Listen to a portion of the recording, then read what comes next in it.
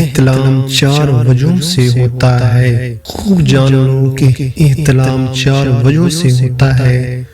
اول گندے خیالات، گندے خواب دیکھ کر، دوسرا بدہضمی اور پیٹ کی خرابی، تیسرا مثانہ کی کمزوری سے، چوتھا جب تھیلی منی سے پر ہو چکی ہو تو اب نئی منی جو پیدا ہوئی ہے وہ باہر آ جائے گی۔ اس آخری چوتھی وجہ سے جو احتلام ہوگا اس سے کمزوری پیدا نہیں ہوگی کیونکہ وہ زائد تھی۔ اس سے اوپر کی 3 وجہوں کی وجہ سے احتلام اور جریان منی ہو تو اس کا علاج کرنا چاہیے۔ یہ بات ہر حکیم و مریض کو جاننی چاہیے کہ کس وجہ سے جریان و احتلام ہوا۔